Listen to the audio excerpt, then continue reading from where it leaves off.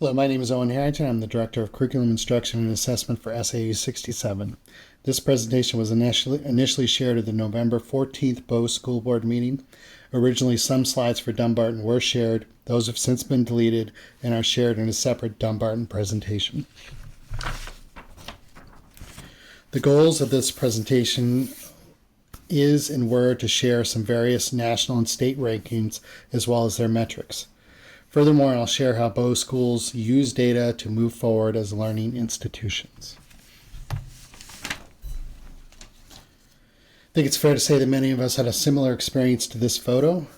Desks in rows and a very personal experience in education, meaning all these students have their own work that they need to complete and pass into the teacher. And it's very much the student comes into school, does their work, passes it in, and not a lot of interaction between students. Classrooms and schools now are very different. Clearly, technology has had a huge impact. Education now is also a much more collective experience. As you can see from the photos below, students, especially at the high school level, have more opportunity to guide their learning. For example, the center photo is a group of Concord Regional Technical Center students studying to become healthcare professionals. The question I posed throughout this presentation was, who are we now and who do we want to be? I raised this question in response to some rankings that we reviewed, and the question asks if we want to be focused on rankings, opportunities for students, our learning community, or most likely yes to all three. There are various data sets Bow Schools has access to, and some that are most common are the following. We can access iPlatform on the New Hampshire ED data source. Anybody can do this, and it's very easy to do. We have access to New Hampshire SAS and SAT data, which is state and national level data.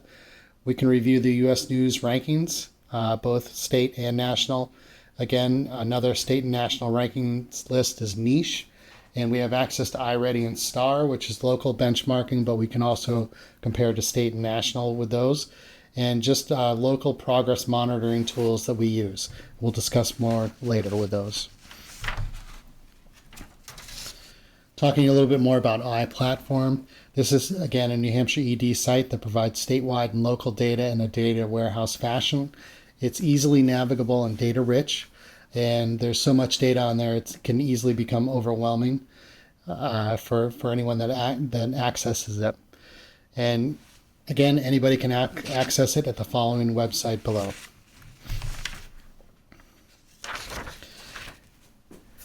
Although it's hard to see, I went onto the iPlatform site and compared the Bow School District to both the Bedford and Lebanon school districts. Both rank higher than Bow in the U.S. News ranking, but when pure data is taken into account, Bow does quite well. Bedford does rank higher in proficiencies on New Hampshire state assessments, but Bow is above Lebanon. When looking at cost per pupil, Bow and Bedford are very similar, while Lebanon is roughly $8,000 more. And for reference, Lebanon is ranked 4th in the state, and Bedford is ranked 10th. When simply looking at the Bow School District, one can see the various data sets available on iPlatform. They are academic, financial, and environmental data sets that can easily be found. And just for reference, when you look at the various data sets, the shade of blue is top 25%, the gray is middle 50%, and the orange is lower 25%. You can see financially, the Bow School District is in the middle 50%. But when you look at academics, top 25%.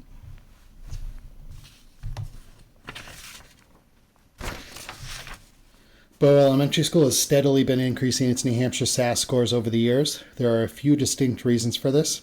They have invested in a math program, which is Bridges Mathematics, as well as a new reading program called American Reading Company. More importantly, they have been very intentional with how they use data and have supplemented the programmatic changes accordingly. The results are admirable. Again, you look at ELA proficiency, middle 50%, but the math proficiency top 25%. And just as important, the cost per pupil is the lower 25%. Bow Memorial School has done the same. They also have 2 new reading programs, American Reading Company for 5-6 and Amplify for 7-8. More recently, they purchased Open Up Mathematics for grades 6 through 8. Fifth grade has been using Bridges similar to the Bow Elementary School. The reading and math specialists have been working very hard to spearhead a movement at BMS to collectively review data to make instructional and programmatic changes. It is making a difference. As you can see, ELA proficiency at Bow Memorial School is the top 25%. Math and science are both at the middle 50%, but again, the cost per pupil is the lower 25%. Bow High School's data results come from two tests, the SAT and the Science New Hampshire SAS. Both are taken at the junior year. Teachers at the high school level especially are content area specialists. As such, there is less reliance on programs and more reliance on teaching methods. More recently, BHS has begun to use STAR testing for grades 9 and 10, so there's more data available. Furthermore, BHS will provide more opportunities for students to learn about how to take the SAT, so the scores are more representative of what our students can do. ELA proficiency, we are in the top 25%, and both math and science middle 50%, and the cost per pupil raises slightly at Bow High School to be at the middle 50%.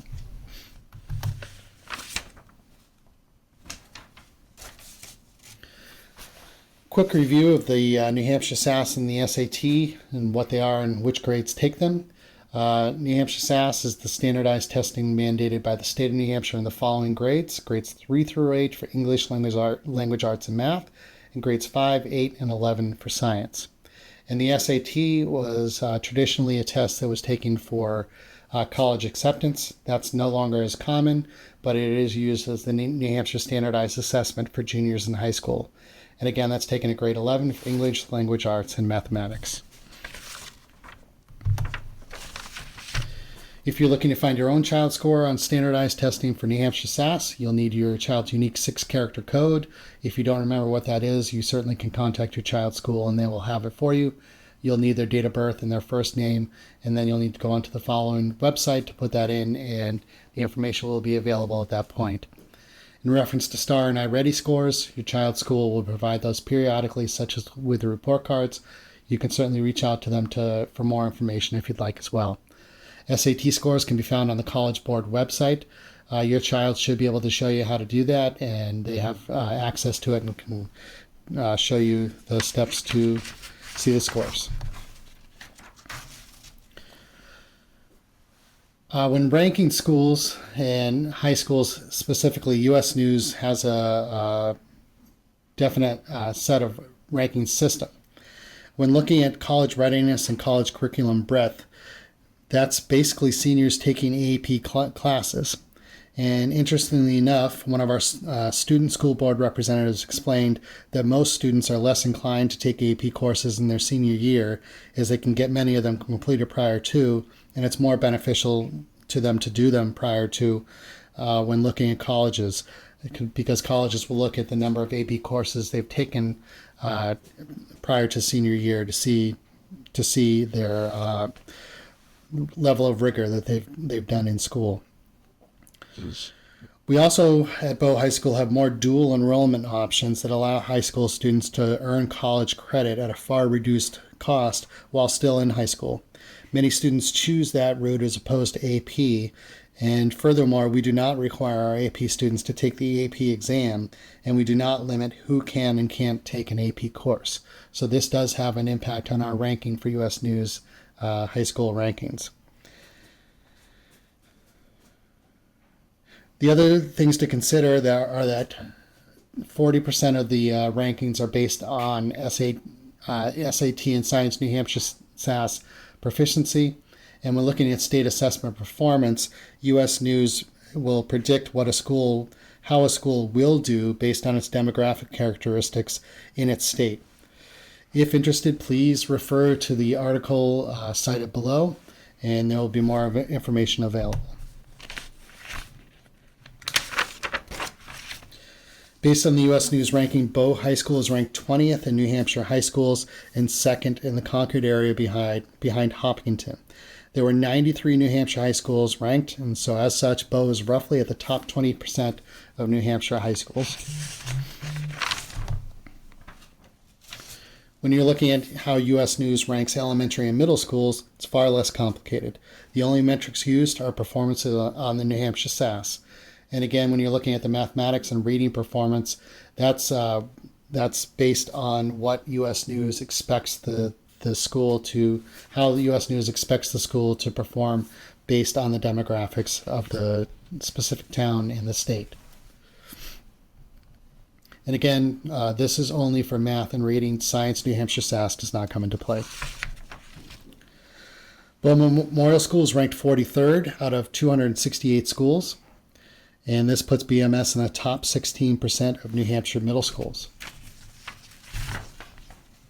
Bow Elementary School is ranked 45th out of 442 schools. This puts BES in the top 10% of New Hampshire elementary schools. Another ranking metric that can be used is niche. I personally believe niche uses a more well-rounded approach that takes more into consideration when looking at schools as well as the communities the schools are located in. When looking at how niche ranks elementary and middle schools, you can see that they're looking at academic grades, which is they have multiple sources they use for that, and the weight is 50%. They'll look at the teacher population of each school, and they'll weight that at 20%. You can see that's based on salary, teacher absenteeism, state test results, survey responses on teachers based on results from students and parents completing the surveys. And then you have a district overall niche grade, which is based on the academic and student life data, along with millions of reviews from students and parents, so people can go on to niche and leave reviews on the individual schools. The facet that Bow doesn't rank very highly on is the culture and diversity grade. That's 10% of the overall school. And then just parent-student surveys on overall experience, and those are self-reported, and that's 5% of the overall grade. Public high schools, there's a few more rankings that are included. Again, academic grade, which is 60%, that's based on state assessment, proficiency, college enrollment data, and survey response on academics from students and parents. The culture and diversity grade comes into play again for 12.5%. Again, Bow doesn't rank very highly on that. And parent and student surveys on overall experience. Again, people would need to go on to niche to self-report on those. And then the teacher's grade is 10% for high schools, and it's the same metrics that are used in the elementary, middle school niche assessments. But then you have clubs and activities, and you also have a sports grade, and then there's resources and facilities, which is an interesting metric that niche uses that you wouldn't see in U.S. World News. Niche ranks the Bow School District with an A-. They clearly regard Bow as a good place to send children to school. And as mentioned earlier, diversity is a place that does not rank highly for Bow. But as you can see, all the other metrics for the Bow School District are pretty high. When looking at Bow High School, again, niche highly ranks Bow High School in all areas with the exception of diversity. Bow Memorial School receives a B+, again, highly ranked except for the area of diversity.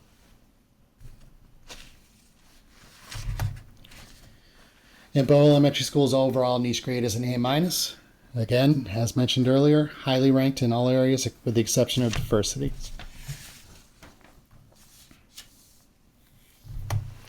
Just to add a little bit more clarity where New Hampshire, on how Bow schools compare to other New Hampshire schools, I created the following slide. As you can see, we're above the state average in all areas. If you look at Bow Elementary School, both reading and math, we're at 74%. And that's a plus 24 and 23 point difference compared to the state.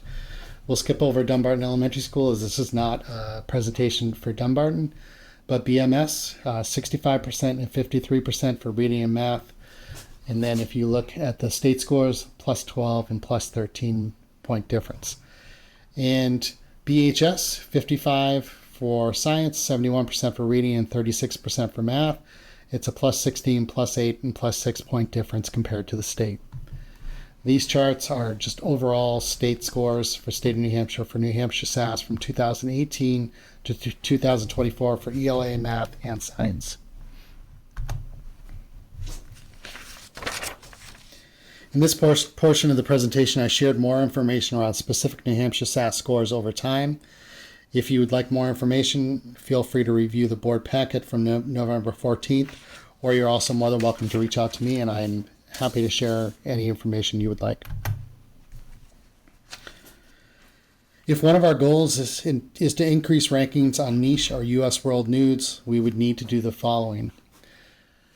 We have, since our scores have come out at BES, DES, and BMS, brought the state to the schools to teach us how to use modular assessments, which are assessments based on the New Hampshire SAS that we can use in specific areas in math and reading to have students take the modular assessment so we can see specifically where each student is, where their proficiencies are, and where they may have gaps in their learning.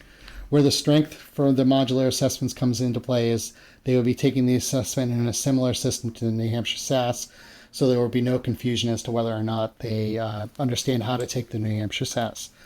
For BHS, it's much more nuanced. We could work to increase the SAT and Science New Hampshire SAS scores via messaging with students, explaining that those tests are important, as well as increase test prep opportunities. And Mr. Fisk, the principal of Bow High School, has since worked with an agency that has come in and that it has come in or will come in to work with students and explain to them how the SAT works and how to better engage with the test. It's always important to better understand the various nuances of an assessment so you're better able to take it. Another option that we could explore is to encourage more seniors to take advanced placement courses and take the test. That would make a difference on the U.S. World News rankings. We have to take a lot of thought into this because, as mentioned earlier, we have CRTC available and we have dual enrollment available, and both of those are very valuable. CRTC can be used for career prep, and dual enrollment offers a much more economical way for students to gain college credit prior to graduating high school. So we have to think about what is most important for each student when we look at rankings and whether or not we want to go up in the rankings. So again, we discussed who we wanted to be, who we are, and who we want to be. And an example of this is at one point in time, we were capped at 50 CRTC students per year. We currently have over 100 students participating in CRTC to explore post-high school careers. And this is a very valuable opportunity for our students.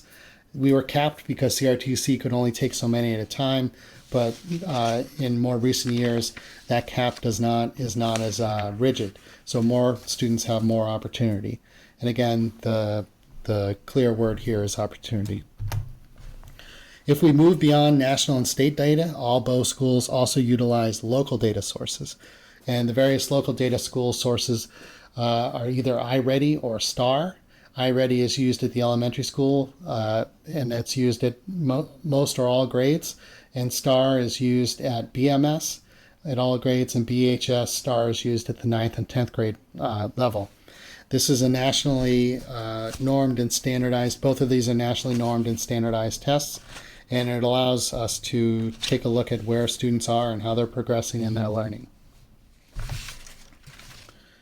We use STAR and iReady for MTSS, which is the 3 tiers of instruction. Tier 1 is whole class instruction, and every student would receive Tier 1 instruction. Tier 2 is targeted small group interventions for small groups of students, and we would determine whether or not a student is at risk if based on their STAR and iReady scores. And Tier 3 is individualized intensive instructions, and those are generally thought of as special ed students, special education students. You can certainly look at the website below to learn more information about the 3 tiers of instruction, or reach out to your individual schools, and the school principals can certainly talk through that, or in the case of Bow High School, you can reach out to the academic team. So BES iReady results for fall of 2024. iReady does things a little bit differently. Basically what they look at is that point in time, and they're not expecting students to be at grade level in the fall. But as you can see, 48% of students were at the proficient level for reading and at that point in time. And then we have 51% of students that aren't quite at grade level, but again, that's expected in the fall. What iReady does that is nice is they'll give you a projected reading results based on the iReady data, and as you can see, they are projecting 68% of students will be at grade level by the end of the school year, and 32% will still need a little bit more work. Generally speaking, this is pretty close to where we rank for New Hampshire SAS, so this seems legitimate. When you look at Bow Elementary School math results, we can see that at that point in time, we had 37% of our students proficient, and then 63% of our students were not proficient. But again, this was in the fall. They're not expected to be at grade level at that point in time. But what becomes really interesting is we look at the projected math results. They're projecting that 86% of our students will be on grade level in the fall. And this is phenomenal.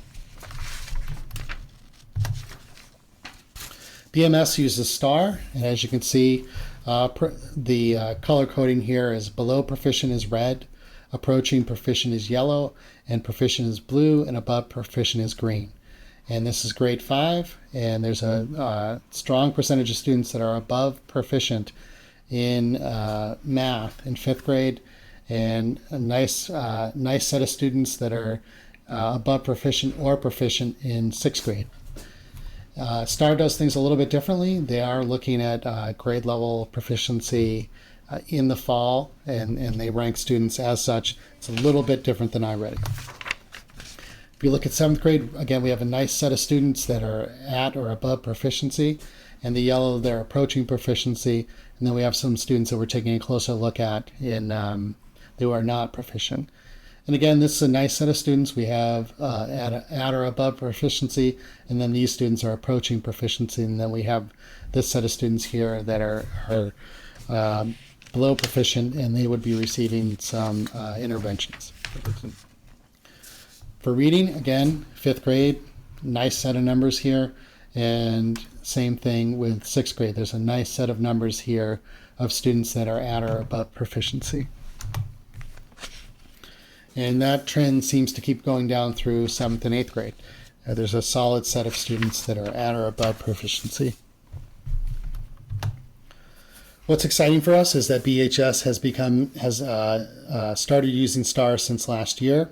It allows high school students to see a more detailed view of each student's understanding in reading and math to allow teachers to further personalize instruction as needed. And again, we have a nice set of numbers here of students that are at or above proficiency, and some that are approaching, and some that are not quite proficient, those that are in the red. In math, our numbers are a little bit different. They're a little bit less for the high school level in math that take the STAR assessment, because those students that are in higher level math classes, we don't ask them to take the STAR because we know that they're already all set and ready to go. We ask the other students to take the math assessment so that we can find any gaps in instruction so that we can address those. So you'll see that the proficiency levels are a little bit different in math. And again, that's because those students that are at the higher level math classes are not taking it. Otherwise, you'd see the proficient and above proficient levels a little bit higher. Both schools also have other data sources that we use when we're discussing students and interventions that are needed. As you can see at the elementary and middle level, we'll use all the regular assessments that we just discussed, but we'll also use Bridges Math, we'll use Acadience Reading and Math, grade level progress, and that would be based on what the teacher assessments and what they're sharing with the team. Then we have attendance, nurse visits, and behavioral data. Same thing at BMS. You'll also see Dibbles and ERLA, which is an American Reading Company assessment. We'll use a letter screener in reading. And over at BMS, we have the Kilpatrick's phonological screening test for reading, and Ames Web Classic for math, and Fact Fluency, which is a localized assessment. And again, grades, attendance, nurse visits, and behavior. And in BHS, it's class grades, CRTC proficiency scores, attendance, nurse visits, and behavior. And again, all three Bow schools, as well as Dumbarton Elementary School, has MTSS teams that will review data to determine if there are any needs for specific students. So we discussed briefly, just a little bit, that there's data meetings that are held and facilitated by reading specialists, math specialists, or behavior interventionists, and they're attended by school administrators, teachers, and other specialists. That's usually at the elementary and middle school level because there's not a reading specialist and math specialist at the high school level. We'll use something that we call multiple nets or data points. And generally speaking, we like to have three different nets that we use to determine if a student requires more supports than simply Tier 1 instruction. Again, Tier 1 is for every student. And if a student comes out within 2 out of the 3 nets, then we know that there's probably a need for more individualized or small group instruction, and small group instruction would necessitate Tier 2 instruction. And continuing with the what we do with data once we have it, throughout the Tier 2 process, students are given multiple opportunities to show their proficiency levels within the specific math or reading progress that they're going through, to see if they no longer need the Tier 2 instruction, or perhaps the instruction isn't working as well as we'd like it to, and the student isn't making the progress that we'd like. So then we move to a Tier 3 referral, which generally means a special education referral. And again, if they are showing the progress, we would discharge them from Tier 2 support, and they go back to just completely Tier 1 instruction, which again, Tier 1 is instruction for all students. All students receive that instruction.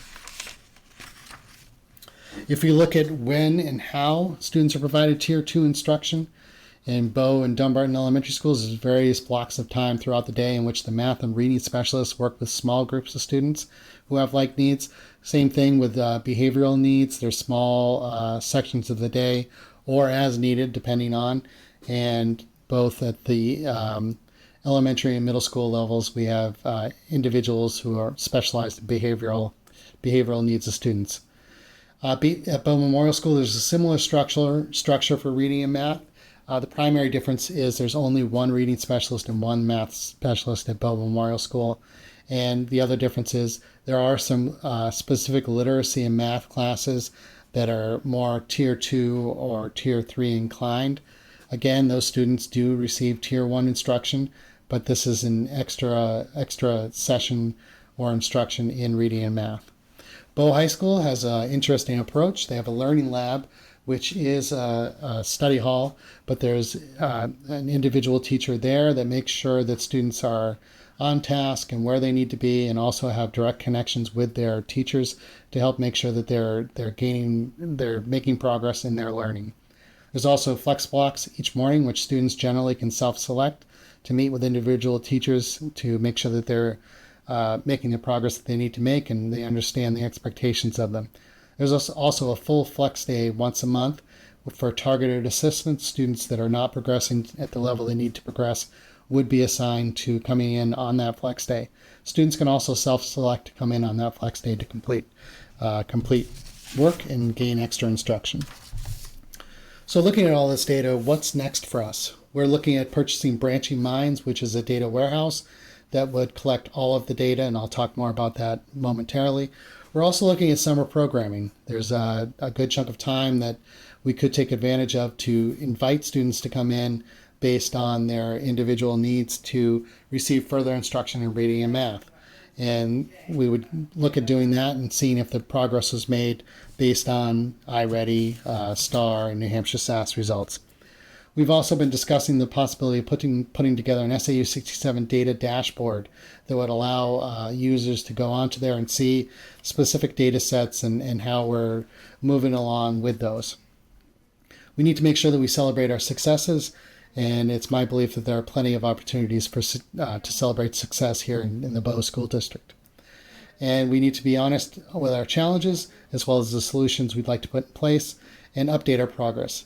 There is and will be reason to celebrate and determine who we are and what our students need us to be, as we've discussed earlier. As I mentioned earlier, Branching Minds is a data warehouse, and the one thing to remember is that right now, how we share our data and make sure that we get that out during our data team meetings is reading and math specialists have to take significant amounts of time to collect and review the data and put it in a format that's easily accessible for teachers.